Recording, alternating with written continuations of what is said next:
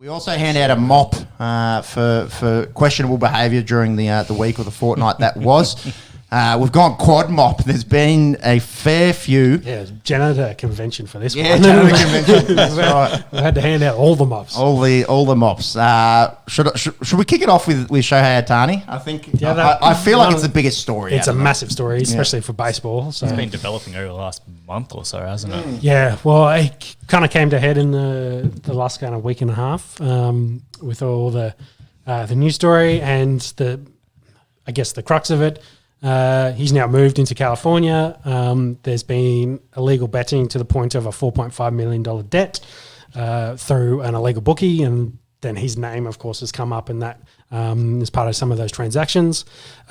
His interpreter, how do you say his name? Where did I write down? Ippy, I think it was. Mizuhara. Ippy Mizuhara. We might need an interpreting the interpreter. Yes. Did a tell-all on ESPN. He spent 90 minutes explaining everything that happened and how essentially Ohtani was an awesome bloke and helped paying his debts off. And he was the one that was placing all the bets. And then... with all that money that you make from interpreters' income? Yeah, exactly. Because we've got to remember it's a debt. So Ohtani was then paying the debt off. So if allegedly. So if you're the gambling house, you start asking some questions. Well, it's like you got to know he's good for it. So is Ohtani's name being thrown around more, or what's Ohtani's involvement? I guess is the massive question. His legal teams then, of course, got involved in it. Then they've shut it all down. He did another interview saying he's never bet on Major League Baseball. He's not a gambler. And essentially pays him Mizuhara as the bad guy in all of this. He's done it all. He's been stealing money from me.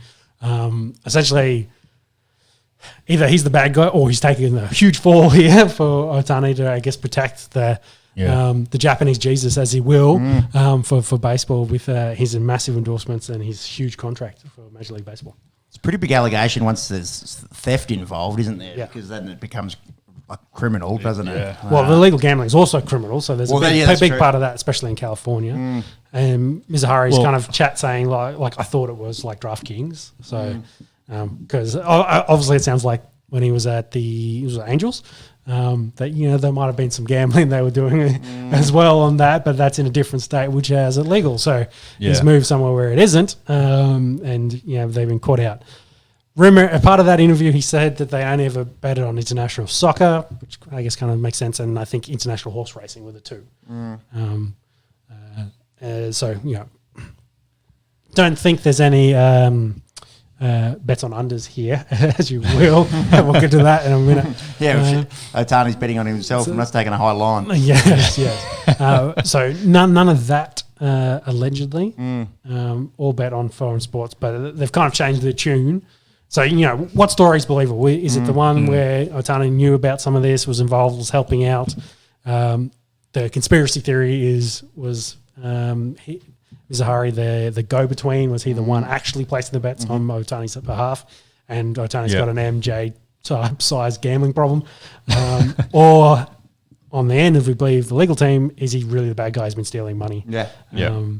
Either way, it sounds like it will go through a very long legal process, and I think both of them would just hope it goes away, but someone might spend a few bit of time in the pen if it keeps up. Yeah, I think there's too many dollars involved for it to just go away. Yeah. That being said as well, like $4.5 million bet, this must have been ongoing for a while. It's not like they just took a couple mil out and just put it all in black. Yeah, well, that's the thing. Maybe some of those were big bets, and that's why they got into debt so quickly. But again... how is this interpreter getting all this money to place his bets? Or why are you letting him place bets that he can't? And accumulating like a translator can't repay unless, Ohtani's name is tied to it, which is, I guess, how this all kicked off. Because they found it while they were investigating this illegal bookie. Ohtani alleges that Mizuhara stole $4.5 million to pay off his gambling debts.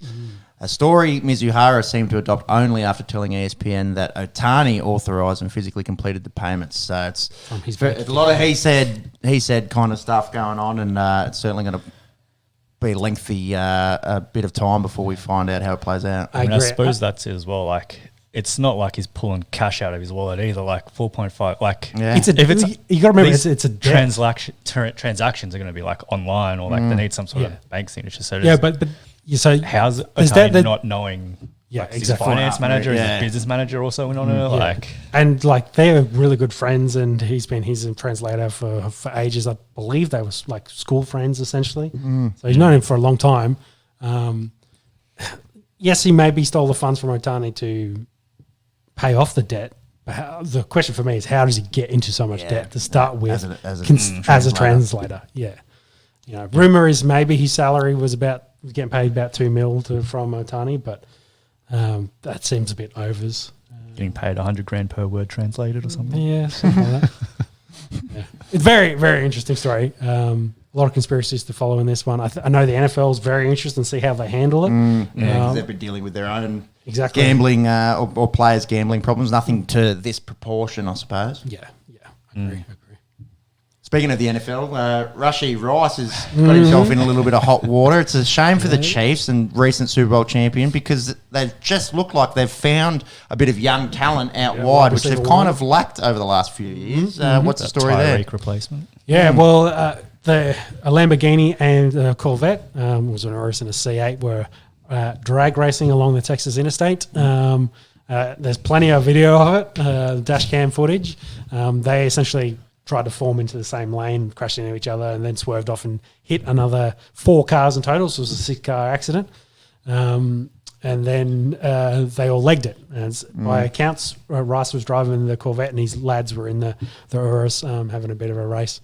And they've crashed and then left the cars and legged it away. So there's video of them leaving as well. They were recorded leaving the scene. So there's reports out for... Rice to come forward and give himself up, essentially. I believe I saw something saying that he sought legal counsel, so there's probably a statement or something coming soon, but I think it's pretty open and shut that he was driving a car and they had a big accident. And no one was injured? One lady was injured and was hospitalised, but I believe okay.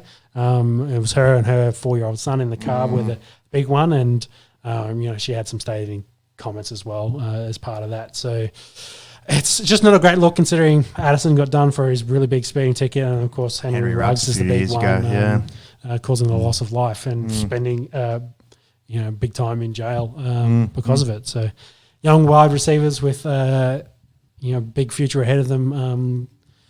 I like to run fast and drive even faster. Fast as well, so, yeah. Well, thank God there's no serious injuries like in the Ruggs case. But yeah, like you said, he's on top of the world. He's just won a Super Bowl. He had 79 receptions, 938 yards, like just under 1,000 yards in a rookie year, in an awesome offense and an awesome team. And Jimmy, can it's a dumb decision. We'll see how it all plays out. Yeah, can you check for me, Addison, if he got suspended after his speeding? Because he only got a ticket because he was speeding. No crash. No crash. Yeah.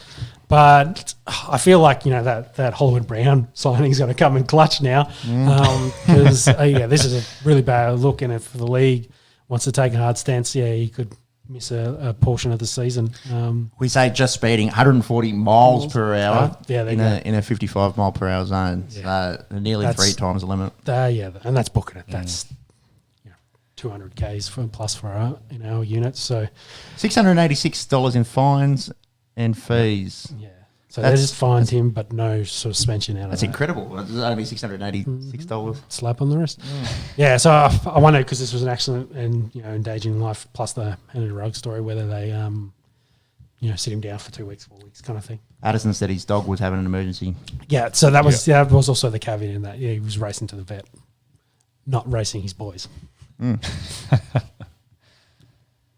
And nothing's come down from the Vikings at this stage? No, this was last year. So this was our season last year. So as of the most recent comparison, that was what comes to mind. Okay. So, you got the spectrum of that and then Ruggs on one end. You kind of think Rice is in the middle. Somewhere in the middle, yeah. See what happens to him.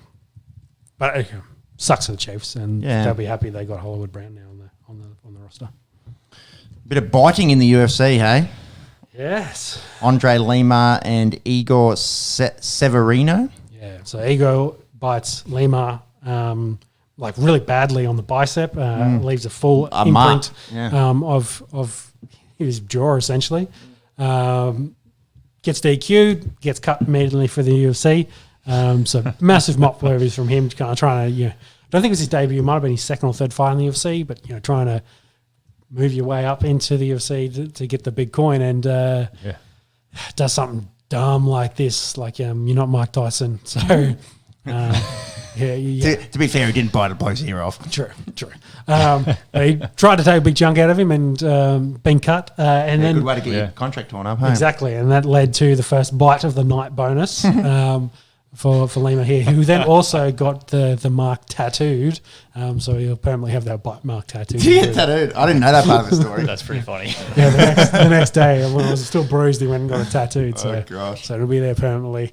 I think because his 50K bonus was what kind of led to him thinking, I was like, this is big. That's life-changing. That's probably more than he made to fight. So he turned it into a tattoo. Go check it out online. Plenty of pictures of Andre Lima bite tattoo, freshly imprinted and everything. That's funny. I didn't know that part of it. Bite of the night. There you go. And what happened in the F1 with Albon? Yeah, and our final mop I think has to go to Williams because they haven't been able to build a spares chassis yet. So Albon crashed in FP1, I think it was. Wrote the car off essentially, and since they were still building a spare chassis, they couldn't fly anything over in that time frame. They then said, "Sorry, Logan Sargent, you're definitely the second driver in our team. We need your car. We're going to give it to Albon," and booted him out. So, you think F1 with the amount of money they make, they've got a £300 million budget. You'd think they'd have have a spare chassis available so they could at least maintain two cars. So they're also still rushing to have a second car ready for Japan, which is where the next GP is this weekend in a couple of days' time. So starts on Friday. So the rumours are they may or may not have two cars again because they're still building a chassis. So they're still building their spare chassis, and once they get that done, they'll be back up to two. Because they would have to send, I think they send the chassis back to the UK to get repaired. Yeah. And they have to ship it all the way back out. Yeah. But I suppose there's real risk that another crash in Japan and they may not be able to field a team for the race. So, which again, crazy considering F1 just turned away Andretti and then Williams can barely maintain two cars on the grid with the amount of money that's what's making at the moment. Well, I suppose it's very mop-worthy in my opinion. I suppose that does highlight though the gap between some of those back of the field teams in terms of how much money they do have, because Williams is an independent sort of team versus your Red Bulls and your Mercedes. And then it is also, I guess, does highlight, I guess the silver lining is as little money as Williams might have, they're still pretty competitive compared to the other teams that can field 2-3 cars. So but it's interesting. And also in the good old days, they usually had a backup car as well. So that's the thing that surprises me. Exactly. You crash a car, you jump in the backup one, and off you go. But it's obviously I guess the Salary Cup is working to one regard, but one of your bottom end teams can't maintain two cars. Kind of questions the point of why are they on the grid when someone like Andretti, who seems to have a bunch of money behind them, can't get a look in because they want to keep it competitive. Yeah. So I think the storyline that Williams is going with, they were just so far behind on development that they just didn't have a chassis ready. Like they didn't know what their final design was, I guess. Yeah. So boggles the mind a little bit. Yeah, it does. It especially does. So they've got 4 days to try and sort this out before Japan. Yeah. So hopefully they'll not even 4 because presumably Friday morning. Yeah. Yeah, there'll be a similar time. 4 nights they've got. Yeah. Exactly. Yeah. Got to fly it over, and hopefully they'll have a second car. Paul Logan Sargent, like he was a great team player in this. Didn't kick up stink. Probably behind closed doors, he was pissed. Let them know, but he's Albon has been the better driver in that team for a long time. So they're trying to score points. It's warranted, but it's also very, very tough on the other driver for sure. All right, well that's a quad mop. All the mops. We've never done that, have we? In one app? Yeah, well, don't think so. No, not that many. We had the Mop of the Year last year, Yeah. which went to the Victorian government. They're just handling of the Commonwealth Games. Shit, well, we could talk about the Brisbane government at the moment as well. But the Liberty Games there. I'm still confident because we've got time. Something will happen. Time, yeah. All right.